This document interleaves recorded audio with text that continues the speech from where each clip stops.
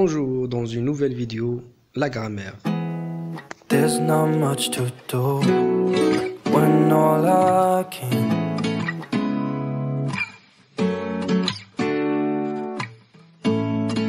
Aujourd'hui, on va expliquer qu'est-ce que c'est que la morphosyntaxe. Morphosyntaxe, mot composé de morpho plus syntaxe. Morphologie, forme ou structure d'un mot, d'un lemme ou d'un morphème. Syntaxe, organisation et règles de la construction des mots et des phrases.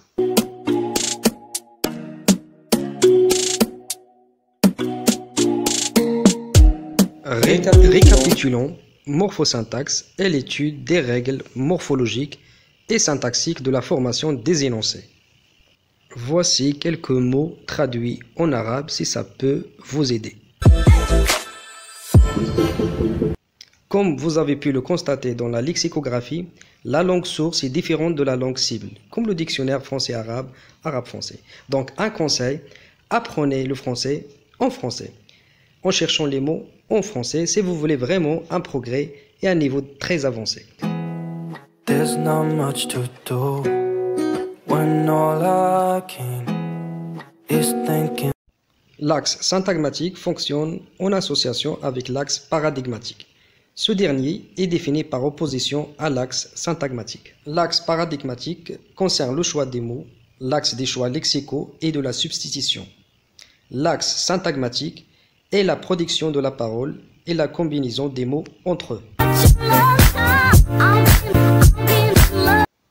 Il existe des types de syntagme en français: nominal, verbal, prépositionnel, pronominal, adjectival et adverbial. Et on commence par le syntagme nominal ou bien le groupe nominal. Est un groupe de mots gouverné par un nom. Ce nom est généralement précédé d'un déterminant. Le syntagme verbal dont le noyau est un verbe. Exemple, maman fait sa vaisselle. Un groupe de mots est appelé groupe prépositionnel quand il est introduit par une préposition.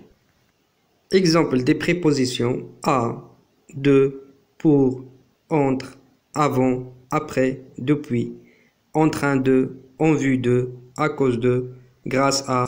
Exemple de syntagme prépositionnel: depuis ce matin, tout va bien. Le syntagme prépositionnel est depuis ce matin, dont le noyau est depuis. Le syntagme pronominal est un groupe dont le noyau est un pronom. Exemple, elles ont applaudi quelqu'un de connu. Le syntagme pronominal, quelqu'un de connu, dont le noyau est quelqu'un. Le syntagme adjectival a pour noyau un adjectif qualificatif. Exemple, il a un jardin tout plein de roses odorantes. Le syntagme adjectival, tout plein de roses odorantes, a pour noyau l'adjectif qualificatif plein.